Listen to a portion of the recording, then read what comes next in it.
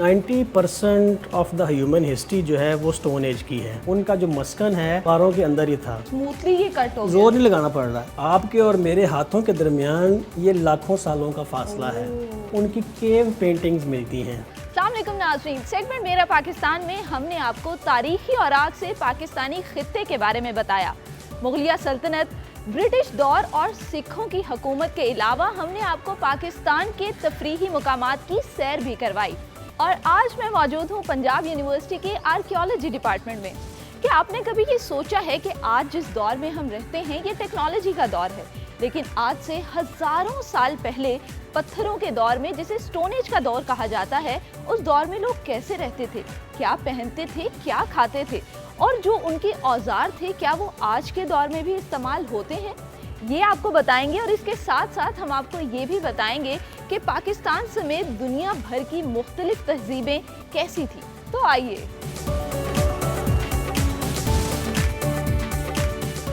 जी तो नाज़रीन, इस वक्त मेरे साथ मौजूद हैं doctor Mohammad Hamid, chairman archaeology department Punjab university. अस्सलाम वालेकुम सर, कैसे हैं आप? जी वालेकुम सलाम, मैं ठीक हूँ, थैंक यू। सर मुझे ये बताएं, ये जो स्टोन एज का दौर है जिसके बारे में आज हम बात करेंगे, ये क्या दौर था और कितने साल पुराना है? स्टोन एज वो ज़माना था कि जब इंसान इस ज़मीन पे रह रहा था और वो अपने आप को बचाने के लिए, अपनी ग़िज़ा के लिए या अपने डिफरेंट मकासद के हसूल के लिए जो औज़ार इस्तेमाल कर रहा था, वो औज़ार उसके पत्थर से बने हुए थे। अफ्रीका में जाएं तो ये आपको 3.3 मिलियन ईयर्स का भी मिल जाएगा। रिसेंट जो रिसर्च पाकिस्तान में हुई है उसमें ये जो है 5 मिलियन तक भी चला जाता है, जो हमारे पोटोहार का 5 मिलियन ईयर्स बैक। जी, कैसे पता चला, कहाँ से ये आसार मिले और पता चला कि ये जो टाइम पीरियड है स्टोन एज का ये इतना कदीम है? देखिए, साइंटिफिक स्टडी है।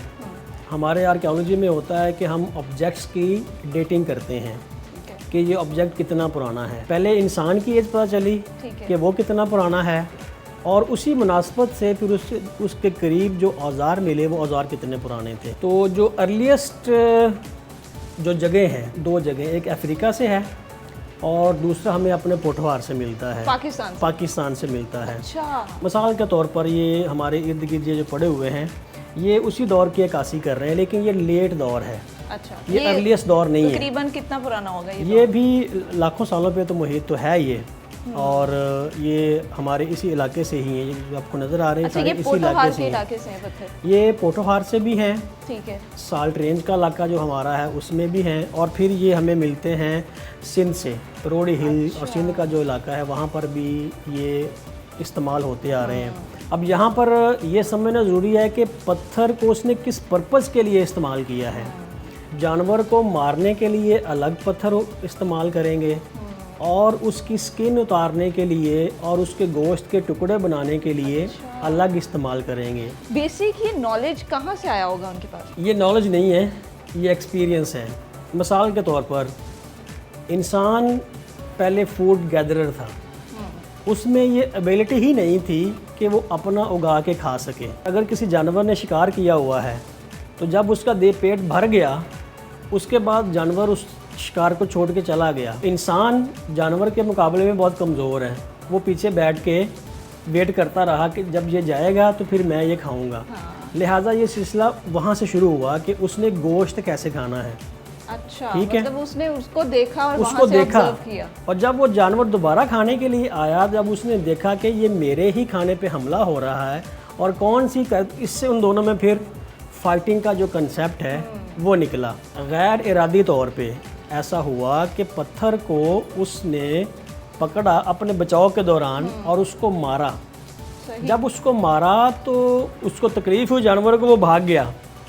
तो ये जब 2-3 दफ़ा रिपीट हुआ तो इंसान को ये पता चला गया कि ये जो चीज़ है, इसको जब मैं मारूंगा किसी चीज़ को तो अगले को दर्द होगा, वो भाग जाएगा। उसने इस अमल को सीखा और फिर वो उसको पिक कर गया। फिर उनको पता चल गया कि ये जो हमारा वाहद एक सहारा है जो कि हमें बचा सकता है, हमें खाना दे सकता है, वो है ये स्टोन। तो उसने फिर ये अपना जो दायरा है खुराक हासिल करने का, ये थोड़ा थोड़ा आगे स्टेप बाय स्टेप आगे बढ़ाता मतलब गया। वो जानवरों को देखता रहा, जैसे कुछ गोश्त खा रहे थे तो उसने अडॉप्ट कर लिया कि मैंने गोश्त खाना जी। है। कुछ जो है कोई सब्जियां खा रहे थे तो उसने वो अडॉप्ट कर लिया। अब उसको वो वाला फल हासिल करने के लिए वो वाला पत्थर नहीं चाहिए जो कि वो मार रहा है, क्योंकि वो भारी है। और अगर आपने दरख्त से कोई चीज़ आपने नीचे लानी है तो उसके लिए दो ही तरीके, या तो आप उस पर चढ़ जाएं या कुछ इतना लंबा कोई ऐसी स्टिक बना लें उसको मारें। फल नीचे गिर। लिहाजा उसने ये चीज़ सीखी कि जो वो वाला जो पत्थर है वो मैं यहाँ इस्तेमाल नहीं कर सकता, और उसी मुनासबत से उसने जो औजार हैं वो तश्कील देता गया। एक स्टेज ऐसी भी आती है कि उसने जो अपना खाना है वो हवा में भी तलाश किया और उसने पानी के अंदर भी तलाश किया। मछली भी मिल गई उसको और परिंदे भी मिल गए। ये सारा कुछ जो हुआ है ये स्टोन एज का फिनोमेना है। लाखों साल पहले जिस दौर की हम बात करें, स्टोन एज की, तब मौसम कैसा होता था और जानवर कौन कौन से पाए जाते थे? उस वक़्त के इंसान में ये नहीं था कि उसने अपना घर बनाना है, उनका जो मस्कन है वो गारों के अंदर ही था। तो फिर वो कैसे बचते थे मौसम की सख्ती से? इस चीज़ ने इजाद की आग, ये हमें उस तरफ ले जाती है। लेकिन आग वो जलाते कैसे थे? उनके पास चीज़ें तो थी नहीं। आग जलाने का कंसेप्ट है, ये भी उसको गैर फितरी तौर पर उसके सामने आया। फ़र्ज़ करें वो बैठा हुआ है, पत्थर गिरता है, पत्थर के टुकड़े पे आके वो गिरता है, उसमें चिंगारी निकलती है, चिंगारी निकल के वो सूखे हुए पत्थरों पे जाती है में आया कि इस तरह से और वो आग होती। उस वक्त तो वो उसका रिएक्शन होगा कि वो डर जाएगा। लेकिन अगर मौसम सर्द है और साथ में या कोई ऐसी चीज़ आग जल गई है तो उसको वो राहत देगी ना। ये जो स्टोन है इसमें वो तारीख छुपी हुई है। अच्छा, यहाँ पे लिखा हुआ है कि ये हैंड एक्स है जी, ये उस दौर का है। आप पकड़ सकते हैं, जब आप इसको पकड़ते बिल्कुल, तो ये एक बाकायदा एक औजार है बिल्कुल, जो मारने के लिए भी इस्तेमाल होगा या ये स्क्रैपिंग के लिए भी इस्तेमाल हो जाएगा। अच्छा, इसको ये बड़ा शार्प है आगे जी, ताकि अगर आप जैसे किसी पे हमला करें तो अगला जख्मी हो जाए। ये जो पड़ा हुआ ना आपके सामने, ये चर्ट ब्लेड हम इसे कहते हैं, चर्ट का पत्थर होता है, इसमें ये क्रिस्टल क्वालिटी होती है, तो इसको कट करके बना सकते हैं। अच्छा सर, उस दौर की कोई मज़ीद ऐसी चीज़ें, कोई औजार जो आपके पास मौजूद हो यहाँ पे? मिसाल के तौर पर अगर मैं आपको दिखाना चाहूँ, एक इसको हम कहते हैं ब्लेड। मिसाल के तौर पर ये हमारे पास ये एक। अच्छा, अभी हम इसका एक्सपेरिमेंट भी करेंगे जी। अब ये देखिएगा कि मुझे कोई ज़्यादा स्मूथली ये कट हो गया, जोर नहीं लगाना पड़ रहा। ये देखें, तो ये समझ लें कि एक्सपेरिमेंट है, इसको हम कहते हैं एक्सपेरिमेंटल आर्कियोलॉजी। फ़र्ज़ करें ये 10,000 साल पुराना भी है और ये न्यू स्टोन एज है जिसमें कि इंसान ने तरक्की कर ली है और उसने इस औजार को, ये जो आपके सामने पहले पकड़ा था, उसको छोटा करता गया है। वो ये ऐसे ही है जैसे आजकल हमने कंप्यूटर को अपने हाथ में पकड़ लिया है, काम तो वो सारे कर रहा है। ये तो औजारों की बात अभी हम कर रहे हैं। अभी आपने मुझे प्लेट दिखाया, ये एक्स दिखाया, अब यहाँ पे पीछे भी कुछ चीज़ें पड़ी हैं, मुझे उनके बारे में बताएं, वो क्या है जो उस दौर में इस्तेमाल होती थी। मिसाल के तौर पर ये चीज़ एक्चुअली, अच्छा ये भी हैंड एक्स है, ये वाला। अब आप इसको देखें और इसकी साख को देखें, इसका मटेरियल एक है, इसकी शेप एक है, लेकिन साइज़ उसका डिफरेंट है। ठीक है। पर्पस भी इसका एक है कि आपने इसके साथ या तो मारना है या फिर छीलना है। इसको ज़रा आप ऐसे करें तो ये देखें, जिस तरह से ये कटिंग हुई हुई है उस तरह से इसकी भी ये कटिंग हुई हुई है, सेम कटिंग। लेकिन हो सकता है कि बहुत सालों बाद उसने ये सीख लिया हो कि मुझे इतने बड़े औजार की ज़रूरत नहीं है, जब मेरा काम छोटे से चल जाता है, मैं इस छोटे से भी कर सकता हूँ। अब इस दोनों आपके और मेरे हाथों के दरमियान ये लाखों सालों का फासला है।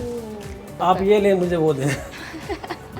खाल उतारते थे किसी जानवर की गोश्त हासिल करने के लिए जी, तो फिर भी यही एक्स इस्तेमाल होता नहीं, था? वो जो आपने बात की है उसको हम अब ये समझते हैं। ये देखें, ये जो है इसकी शेप बिल्कुल नाइफ वाली है। अब ये एक चर्ट ब्लेड है ना, अब इसका हरगिज़ मतलब ये नहीं है कि वो चीज़ ख़त्म हो चुकी है, वो चीज़ भी वहीं पर मौजूद है, लेकिन उसका इस्तेमाल कम हो चुका है। तो दूर से वार करने के लिए फिर उसने इसको किसी चीज़ के साथ बांधा, और जिस चीज़ के साथ बांधा वो असल में, ये आप देखें, मिसाल के तौर पर आप अब ये चीज़ देखें, ये मिलती जुलती इसी चीज़ से है, नेक्स्ट फेज़ जो हुआ, उसने इस तरह के पत्थर को एज ए चिज़ल भी इस्तेमाल किया, जैसे हम वो छेनी को इस्तेमाल करते हैं, ये वो भी है। प्लस उसने इसके साथ एक लकड़ी का दस्ता बांध लिया, जैसे आज के दौर में कुल्हाड़ा है। जैसे आज के दौर में कुल्हाड़ा अच्छा। है। अब वो जब कुल्हाड़ा बन जाएगा तो इसकी एक तो फ्रीक्वेंसी भी बढ़ेगी कि आप ज़ोर से मार सकेंगे, दूसरा ये है कि दूर से मार सकेंगे। क्या उस दौर की टेक्नोलॉजी आज के इस दौर में भी इस्तेमाल की जाती है? कोई ऐसी अशिया हैं जो हम आज भी इस्तेमाल करते हैं? कुल्हाड़ी का इस्तेमाल मिलता है, हमें ब्लेड का इस्तेमाल मिलता है, हमें इसके साथ साथ जो है वो छुरी का इस्तेमाल मिलता है। अच्छा, एक सवाल मेरे जहन में आता है कि वो लोग आपस में कम्युनिकेट कैसे करते थे? कैसे एक दूसरे को अपनी बात समझाते थे? शिकार करना हो या खुराक इकट्ठा करनी हो तो कैसे करते होंगे? ज़ुबान के बारे में हमें कुछ पता नहीं चल पाया कि स्टोन एज के जो लोग थे वो आपस में कम्युनिकेट कैसे करते थे। लेकिन ये हमें पता है कि उसकी जो वो ज़ुबान जो है वो आज तरह की या फंक्शनल इस तरह से नहीं थी, वो इशारों की ज़ुबान थी। वो आवाज़ें निकाल सकते थे, जैसे बंदर है। चाइना की अगर हम बात करें तो वो जो पत्थरों के ऊपर इंक्रेविंग करते थे, जिससे हम एंशियंट जो चाइनीज़ थे उनके बारे में जान सकते हैं, तो स्टोन एज में ऐसा कोई चीज़ नहीं थी? ये स्टोन एज से ही शुरू हुआ है। उनकी केव पेंटिंग्स मिलती हैं। अच्छा। और आर्टिस्ट और आर्कियोलॉजिस्ट होने के नाते हम उनको वो स्टोन एज के डॉक्यूमेंट्स कहते हैं।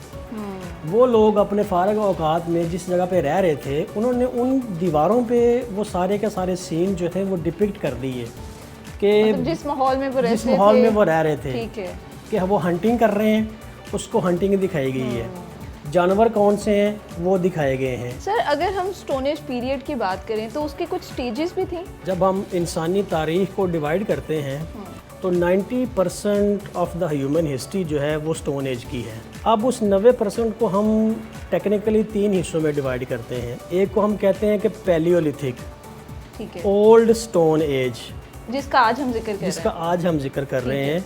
और चलते चलते फिर हम आ जाते हैं मेसोलिथिक, ठीक है। जिसको हम कहते हैं कि मिडल स्टोन एज।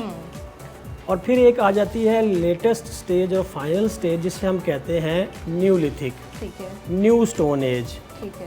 अब ये जो डिवीज़न है ये बेस्ड करती है उन औजार के स्ट्रक्चर पे, उनके साइज़ पे और उनके फंक्शन पे। Thank you so much sir for your time.